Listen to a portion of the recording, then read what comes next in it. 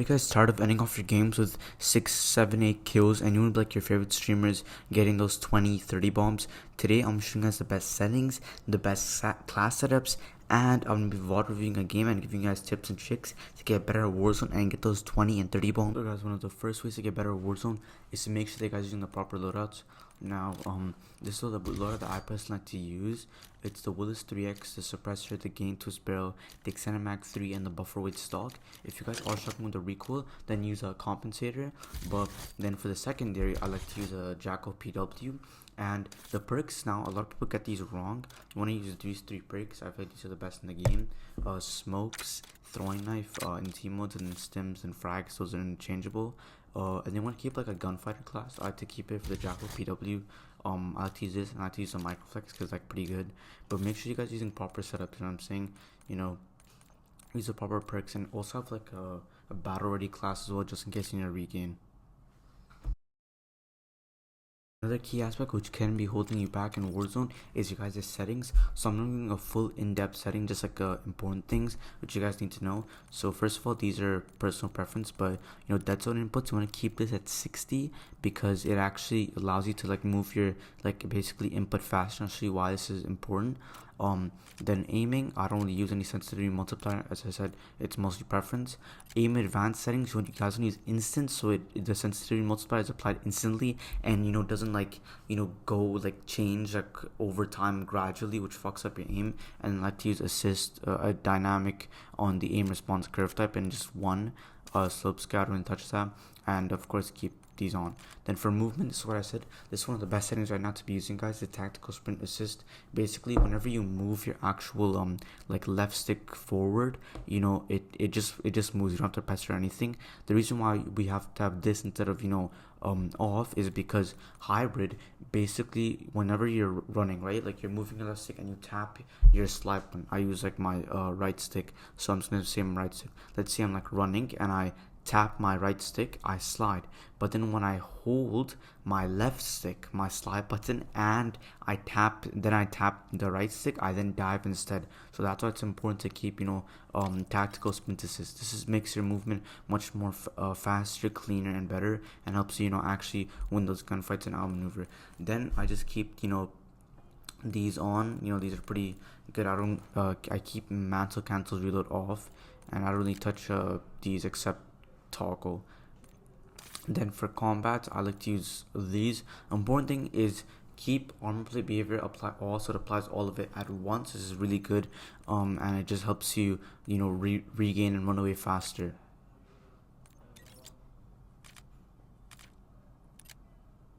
Then for I don't play on PC, but this is what I use. I use efficiency, and gamma brightness is 60, but that depends on your monitor.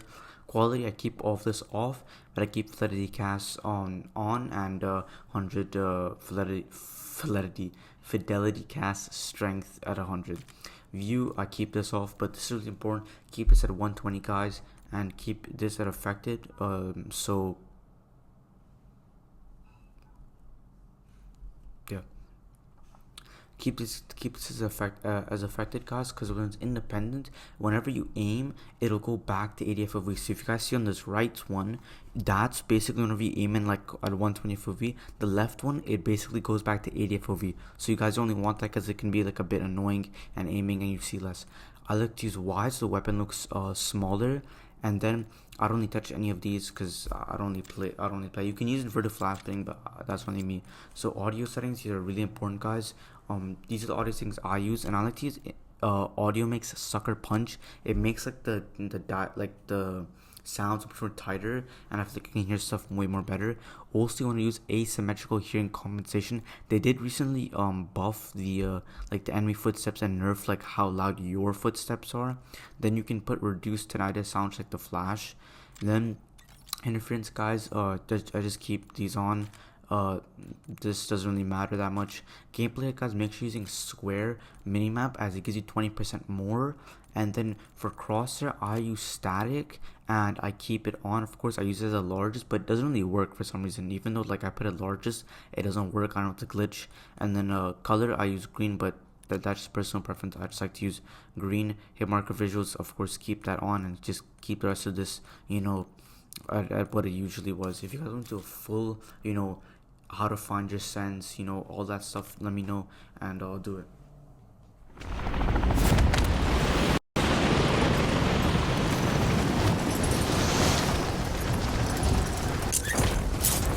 The first tip for you guys is whenever you land, always be on the lookout. As you guys see in this clip, I first of all grabbed the gun just in case someone's on the other side of the building. But always make sure that you're making sure, oh, is anyone landing with me? Where's the gun? All that stuff. Always be on the lookout whenever you're landing.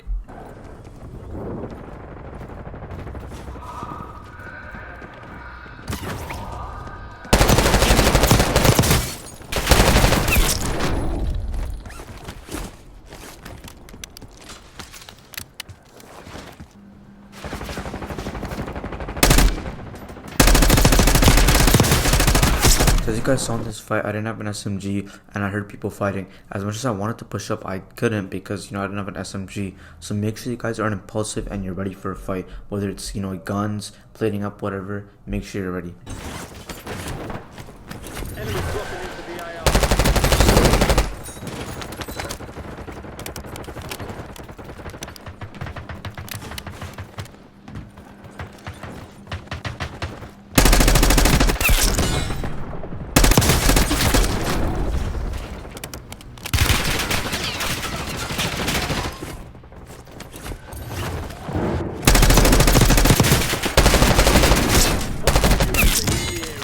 Second tip for you guys is always, make sure that you're properly pushing up. As you guys see, that this guy, he actually pushed me up. It was a stupid decision because he was gliding in. He wasn't on the same level as me, and I had cover, so I could easily play it up and then re-peek the guy and catch him off guard while he's gliding. So make sure that you guys understand when to push up, and I'm gonna show you an example later on about when you should push up and how I did it.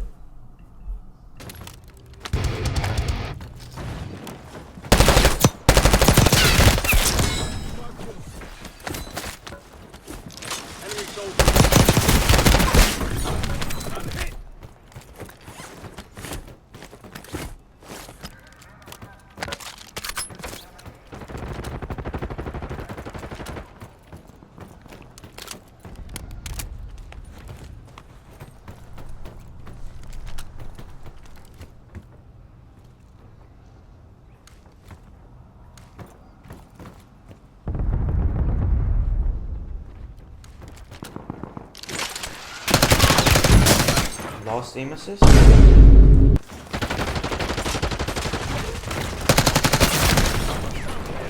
Guys, a thing which I like to call the 3 R's is regain, replay, and reload. Now this is really important whenever it comes to regaining, as you should always make sure that you're replayed it up and reloaded as well, as it can change the entire course of your gunfight and allow you to keep getting more kills. So remember those 3 R's. Headed your way. Enemies dropping into the AR.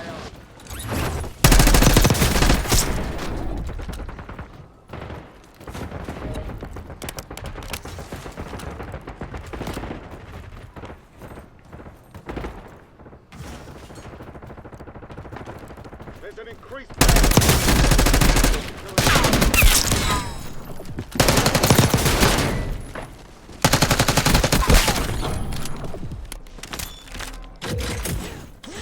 Example of a good time to push up, guys. As you can see, I cracked the person, but I was still in a close vicinity to actually follow up on that gunfight. That first person you saw, the guy who actually parachuted on me and I was able to kill him, that was a stupid decision because he wasn't close. He was going to be caught off guard pushing me, and I had a chance to replay it up. This guy had no chance to replay it up, and I cracked him as well as being in a close vicinity. So this is one example to push up after you crack someone. Man, so that was a bye.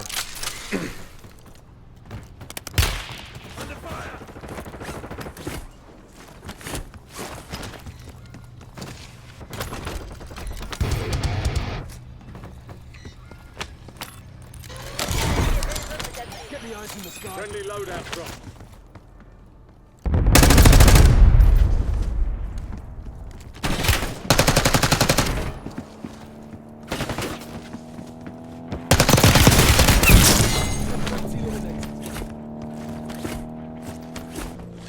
Guys, another key part of Warzone is outmaneuvering your enemies either using movement or the actual map. As you guys can see here, I didn't like do anything crazy. I saw the guy, oh, he ran in, and most likely he was going to sit on an area and catch me off guard. So what did I do instead? I instead went around the other side with a window, which I could have peeked into the guy and catch him off guard. Now, he did try to do the exact same thing as me, but you know, I thought of it first and faster. So make sure you guys are trying to outmaneuver your enemies. Priority tasking request received. UAV exiting AO.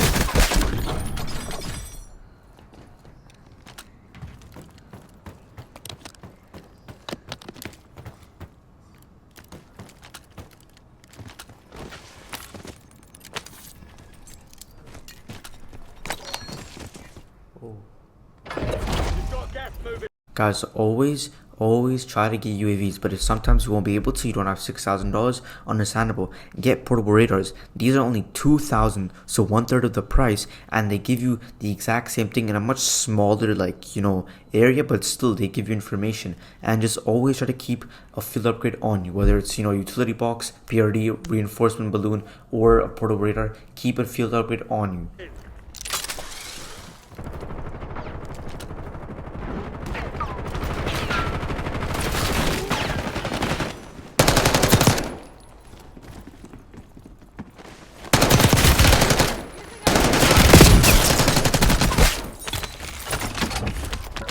So guys, another tip is don't overdo the movement. As you guys see in this fight right here, I went ahead and I actually tried to like outmaneuvering. I was waiting for him to try and do his, you know, whatever movement tactic he was trying to do. I checked both areas, you know, the room and that kind of area, to make sure if you're trying to like outplay me, and I did catch him off guard. He pushed me up, which is of course the best thing, because why do I have to go and push up and get caught off guard? He was the one who got caught off guard. So just don't overdo the movement, and sometimes play off of your enemy's movement.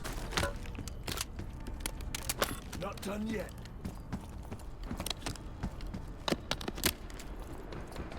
Enemy UAV is online.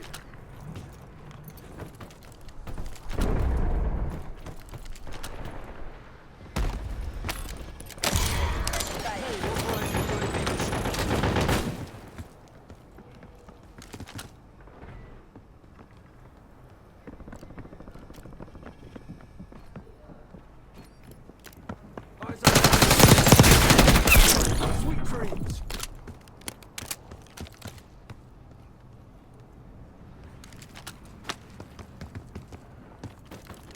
Mission timeline expired. UAV exiting the AO. Enemies are dropping in.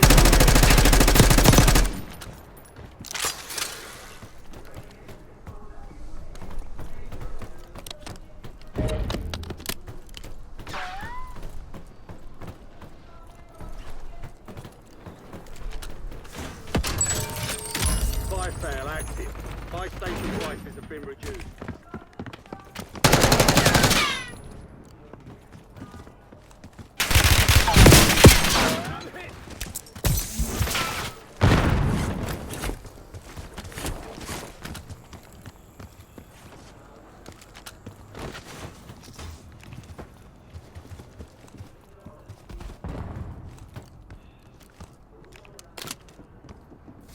Enemy UAV overhead. Enemy UAV is online.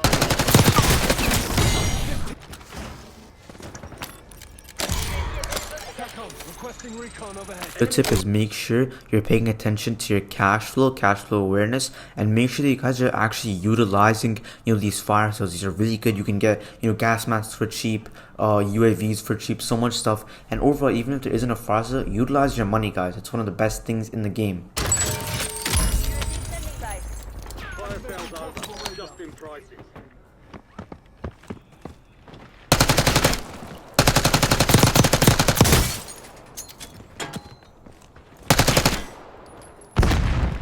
This guy's just sweating to get him out.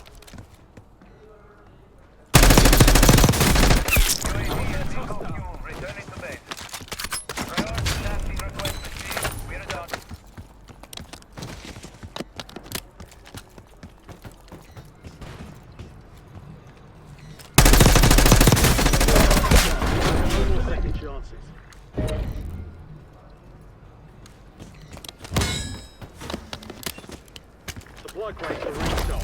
Advise you to load up now. Hostile UAV in the area. UAV standing by. Made it to the top 5. This guy's not. I'm gonna be explaining my thought process and give you guys a pretty good trick. So make sure that you guys are playing slow whenever respawn ends, as you know this is not the time to secure the win. The previous circles were time to get kills. You might be able to squeeze in 2-3 kills depending on what game mode you're playing, but slow down after the respawn closes and focus on getting winning position. What is winning position? Winning position basically just means high ground and or a place which is in deep circle, so you can have that zone benefit, so you won't have to push in anywhere, and you'll have that high ground, so you'll be able to pick off maybe 2-3 kills depending on what mode you're playing. Good. I'm gonna push his ass up because he's gonna me later on. Don't worry about that. I see you gang. Thanks for the work. UAV overflight terminated. Tackle, we're flying on fumes. UAV returning to tank. Gas is moving. Enemy. Now winning position easy, bro. And just for safe keeps. Left in the wars. But this guy is so sweaty. I had to kill him, bro. He was gonna bust my balls, bro. And this guy is still too.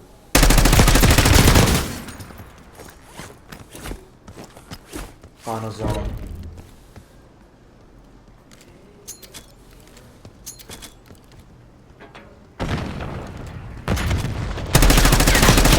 Moving ground, moving.